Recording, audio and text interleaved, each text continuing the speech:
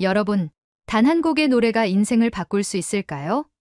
만약 그 곡이 한 나라의 정서를 품고 수백만 명의 마음을 움직이며 그 나라의 음악사를 새로 쓴 노래라면요. 오늘은 한 영국의 음악학 교수가 평생 연구해온 주제를 완전히 바꿔버린 한 한국 가수와 그 노래, 그리고 그 뒤에 숨은 감동적인 이야기를 들려드리겠습니다. 지금부터 끝까지 집중하세요. 이 이야기는 음악이 어떻게 국경을 넘어 전 세계 사람들의 마음을 사로잡는지 보여줄 테니까요. 안녕하세요. 저는 리처드 윌리엄스입니다. 영국의 케임브리지 대학교에서 음악학을 가르치는 교수로 주로 유럽 클래식 음악과 현대 음악의 융합에 대해 연구하고 있습니다. 원래는 동아시아 음악에는 큰 관심이 없었어요. 제 전공과 너무 멀게 느껴졌고 솔직히 말하면 접근하기 어려운 분야라고 생각했거든요. 하지만 2018년 저의 삶을 완전히 뒤흔들 사건이 벌어졌습니다. 모든 것은 한 친구의 소개로 시작됐어요. 그는 한국에서 1년 동안 살다 온 음악 평론가였는데 어느 날 저에게 한 곡을 들려주겠다고 하더군요. 이 노래는 한국에서 전설처럼 여겨지는 곡이야. 단발머리라는 곡인데 한번 들어봐. 너도 분명히 흥미를 느낄 거야. 처음엔 예의상 고개를 끄덕였지만 내심 큰 기대는 없었어요. 그러나 플레이 버튼을 누르자마자 저는 멍하니 화면을 바라볼 수밖에 없었습니다. 처음 들은 단발머리는 제가 그동안 접해온 음악과는 완전히 달랐습니다. 신선한 멜로디, 중독성 있는 가사, 그리고 그 안에 깃든 묘한 감정의 파도가 제 심장을 두드렸어요. 왜 이 곡이 이렇게 특별한 거지? 한번 듣고 끝낼 줄 알았던 이 곡은 제 머릿속을 떠나지 않았고 저는 그날 밤부터 단발머리를 부른 조은필이라는 가수에 대해 탐구하기 시작했습니다. 처음엔 단순한 호기심이었어요. 한번 보면 될 다큐멘터리를 찾았고 그의 라이브 공연 영상을 보게 됐습니다. 그런데 이 가수는 정말 특별했습니다. 단순히 노래를 잘 부르는 것만이 아니었어요. 그는 무대 위에서 음악 자체가 되어버린 듯한 모습이었죠. 특히 한 인터뷰에서 립싱크는 음악에 대한 배신이다라고 말하는 그의 완벽주의는 제가 연구해온 어떤 음악가와도 차원이 달랐습니다. 그 후 몇 달 동안 저는 조응필과 그의 음악 세계에 완전히 빠져들었어요. 그의 곡들은 마치 한국이라는 나라의 과거와 현재, 그리고 미래를 이야기하는 듯했습니다. 친구여, 꿈, 바운스 같은 곡들은 단순한 대중가요를 넘어 시대의 정신과 정서를 담고 있었고 특히 그의 초기 히트곡들은 한국 사회가 겪었던 변화를 음악으로 이해하게 해주었죠. 제가 조용필을 알게 된 뒤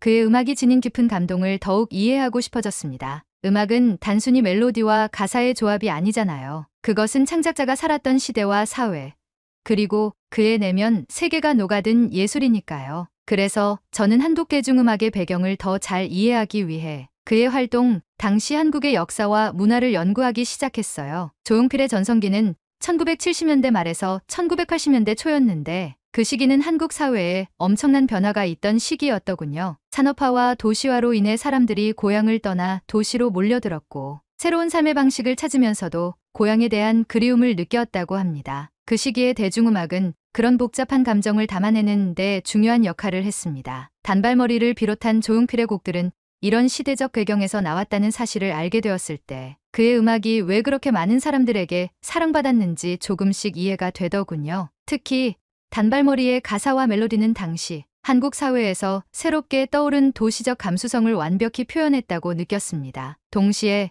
그가 보여준 무대 위의 열정은 단순히 가창력 이상의 것이었죠. 그는 청중과 진정으로 교감하는 법을 알고 있었습니다. 그를 본격적으로 연구하며 알게 된 또 다른 놀라운 점은 조용필이 한국에서만 머물지 않았다는 사실이었습니다. 그는 이미 1980년대 초에 일본과 미국에서 활동하며 세계 무대를 두드렸던 선구자였어요. 당시 한국 대중음악이 국제적으로 크게 알려지지 않았던 점을 생각하면 그의 도전 정신은 정말 대단하다고밖에 말할 수 없었습니다. 한 인터뷰에서는 이렇게 말했더군요. 음악은 국경을 넘을 수 있는 힘이 있다. 내가 부르는 노래가 언젠가 세계 어느 곳에서든 공감을 얻길 바란다. 그가 가진 이 신념은 오늘날 K-팝이 전 세계에서 사랑받는 데 큰 영향을 미쳤다고 생각해요. K-팝 스타들의 완벽한 퍼포먼스와 전 세계 팬들과의 교감은 조용필이 남긴 유산과도 깊은 연관이 있다고 봅니다. 저는 더 이상 조용필의 음악을 단순히 하나의 흥미로운 문화적 발견으로 보지 않았습니다. 그의 음악은 한 국가의 감정, 정체성, 그리고 희망을 담고 있었고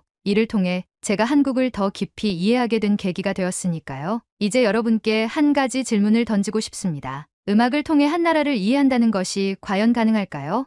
저는 가능하다고 믿습니다. 왜냐하면 제 경험이 바로 그 증거니까요. 이 여정을 통해 저는 단순히 새로운 음악을 알게 된 것을 넘어 완전히 새로운 세계를 만날 수 있었으니까요. 조용필은 한국 대중음악을 통해 무엇을 전달하고 싶었을까요? 그리고 왜 그의 음악이 오늘날까지도 사람들의 가슴을 울리는 걸까요? 조용필의 음악이 제게 이렇게 큰 영향을 미친 이유는 단순히 그가 뛰어난 가수였기 때문만은 아니었어요. 그가 겪었던 위기와 갈등, 그리고 이를 음악으로 승화시킨 이야기는 그가 왜 단순한 가수가 아니라 한국 대중음악의 혁신자로 불리는지를 잘 보여줍니다. 1970년대 후반, 한국은 군사 정권과 경제 성장이라는 복잡한 시기를 겪고 있었습니다. 그 당시의 대중문화는 정부의 규제를 많이 받았고, 그로 인해 예술적인 표현의 자유도 제한적이었어요. 하지만 조용필은 그런 현실 속에서 자유로운 음악 세계를 만들어갔습니다. 특히 그는 서구적인 음악 스타일을 수용하면서도 한국적인 요소를 결합시켜 그 누구도 상상하지 못한 독창적인 음악을 만들어냈습니다. 이 과정에서 그의 음악은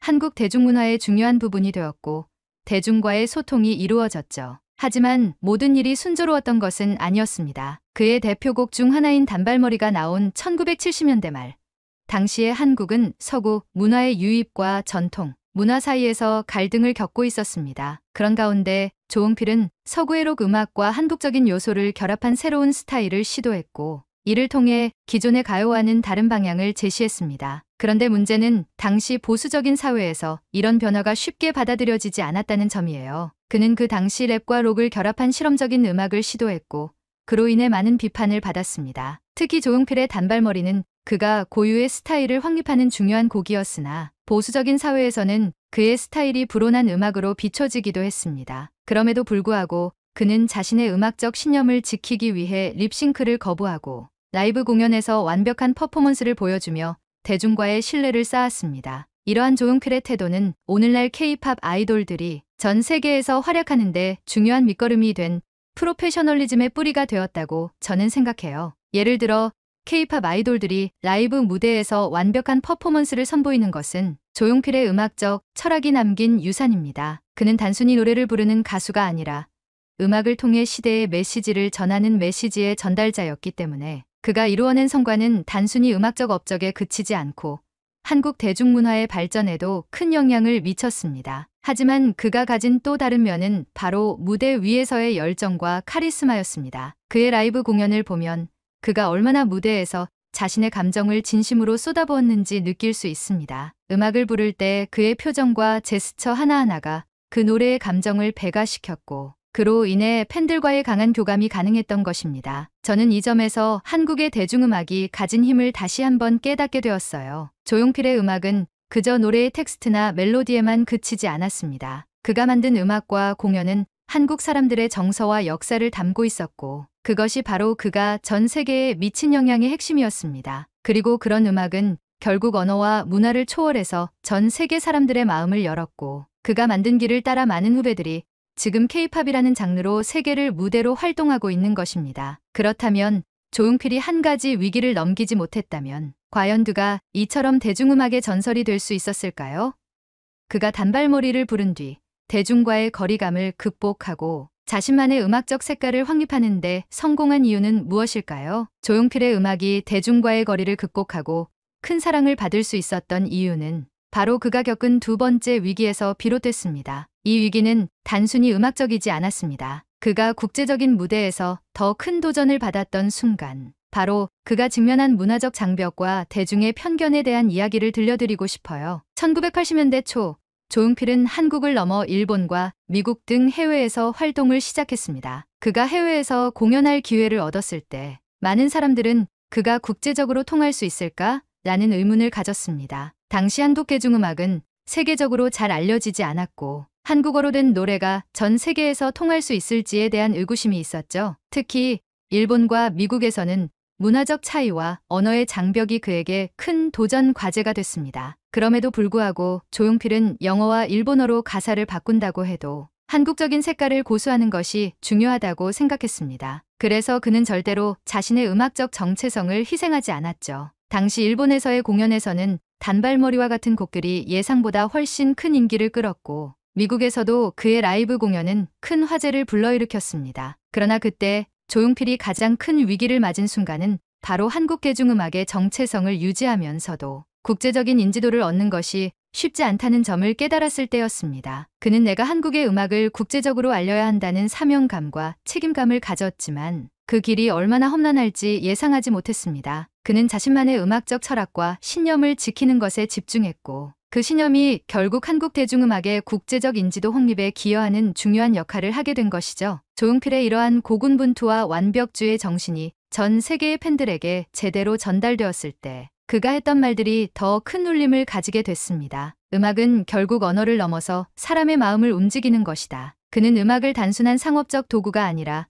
인류의 정서와 감정을 전하는 중요한 매개체로 바라보았고 그로 인해 수많은 팬들이 그에게 감동하고 공감하게 된 것입니다. 이 시점에서 조용필은 자신의 한계를 넘는 것뿐만 아니라 한국 음악의 가능성을 세계에 보여주고자 하는 강한 의지와 목표를 세웠습니다. 그가 한국적인 요소를 고수하면서도 전 세계와 소통할 수 있었던 이유는 음악의 보편성과 한국적인 정서의 독특함을 결합시켰기 때문입니다. 이 점은 특히 후에 K-팝이 세계적으로 큰 인기를 끌게 된 기반이 되었고 한국 대중음악의 세계화를 이끄는 선구자로서의 역할을 했습니다. 그렇다면 조용필은 어떻게 이 위기를 극복하고 결국 음악을 통해 세상을 연결하는 선구자가 될 수 있었을까요?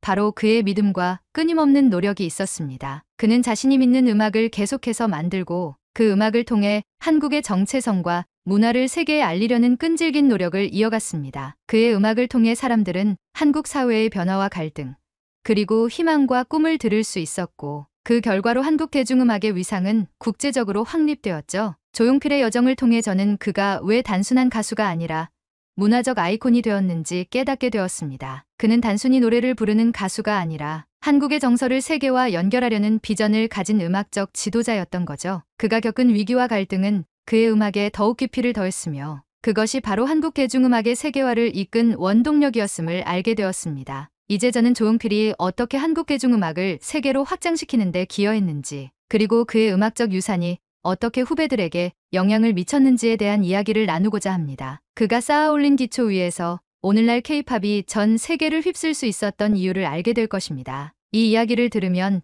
여러분은 조용필이 남긴 문화적 유산을 더욱 깊이 이해하게 될 것입니다. 그가 겪은 두 번째 위기, 즉 국제적으로 인식받기 위한 어려움은 단발머리와 같은 곡이 전 세계에서 사랑받으면서 조금씩 해결되었습니다. 그의 음악은 이제 한국인의 감정을 담아낸 이야기로서 언어의 장벽을 넘어 사람들의 마음을 움직였고 그에 대한 반응은 예상보다 훨씬 뜨거웠습니다. 특히 일본과 미국에서의 성공은 그에게 큰 자신감을 주었고 동시에 한국 대중음악의 가능성을 전 세계에 증명하는 기회가 되었어요. 일본에서 단발머리와 그대여 변치마오와 같은 곡들이 히트를 치면서 그는 한국 가수로서의 자존심을 지켰습니다. 더 나아가 미국에서는 이민자와 같은 외국인들에게도 큰 인기를 얻었죠. 그들이 자신의 정서를 노래하는 한국 가수를 본다는 건 그들에게 또 다른 차원의 감동을 주었을 겁니다. 그뿐만 아니라 그는 외국에서 공연할 때마다 한국의 문화를 소개하는 중요한 역할을 했습니다. 그가 부른 노래는 한국이라는 나라를 상징하는 음악적 외교관이었죠. 저는 그가 해외에서 공연할 때 겪은 에피소드들을 통해 조용필의 무대에서 느껴지는 카리스마와 그의 인간적인 면모를 더 깊이 이해할 수 있었습니다. 그가 일본이나 미국에서 공연할 때 한국어로 된 노래를 부를 때 관객들이 어떻게 반응했는지를 보면 그가 단순히 한국 가수로서의 경계를 넘은 것을 알 수 있습니다. 그의 음악은 언어를 넘어서 감동을 주는 힘이 있었고 그 결과는 일본을 비롯한 세계 각지에서 큰 반향을 일으켰습니다. 그의 음악이 어떻게 국제적 인기를 얻었는지에 대한 이야기를 들을 때마다 저는 그가 단지 한류라는 단어가 생기기 훨씬 이전에 이미 세계와 소통할 수 있는 길을 열었다는 점에서 큰 의미가 있다고 생각합니다. 그는 한국 대중음악의 세계화를 꿈꾸며 활동했으며 그가 쌓아온 길을 통해 지금의 K-팝과 같은 장르가 전 세계에서 큰 인기를 끌 수 있었던 원동력이 되었죠. 방탄소년단이나 블랙핑크 같은 글로벌 스타들이 한국을 대표하는 아이콘이 되기까지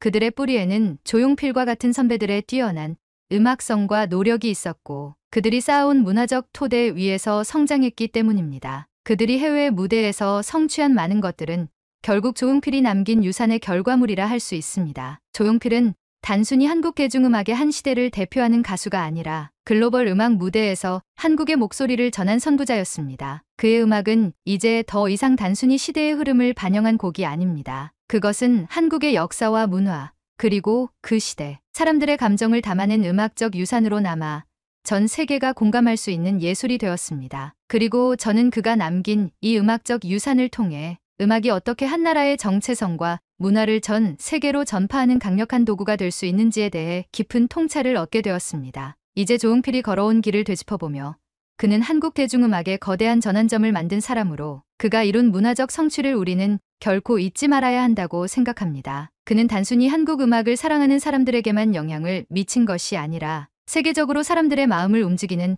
음악적 메시지를 전달했던 사람이었어요. 이제 저는 이 이야기의 마지막 부분을 마무리하려 합니다. 조용필의 음악적 유산을 이야기하면서 그의 선구자적인 역할과 한국 대중음악의 세계화에 끼친 영향을 강조했지만 이제 그가 세운 길이 얼마나 큰 변화를 만들어냈는지 그리고 그의 음악이 여전히 어떻게 전 세계의 많은 사람들에게 영향을 미치고 있는지에 대해 말씀드리고 싶습니다. 먼저 조용필이 한국 대중음악의 아이콘이자 문화적 상징으로 자리 잡은 이유는 단지 대중적인 인기를 끌었다는 것만으로 설명할 수 없습니다. 그가 한국을 대표하는 음악인으로 세계적인 무대에서 활동을 시작하고 한국어로 된 노래로 전 세계 팬들을 사로잡은 순간, 그 순간부터 한국 대중음악은 더 이상 지역적 장르가 아니라 세계적 장르로 자리 잡을 가능성을 열어준 것입니다. 그의 단발머리와 같은 대표곡들이 한국적 정서를 담고 있으면서도 해외에서도 큰 사랑을 받았다는 사실은 그 자체로 문화적 경계를 허문 사건이었어요. 그 당시만 해도 한국어로 된 노래가 해외에서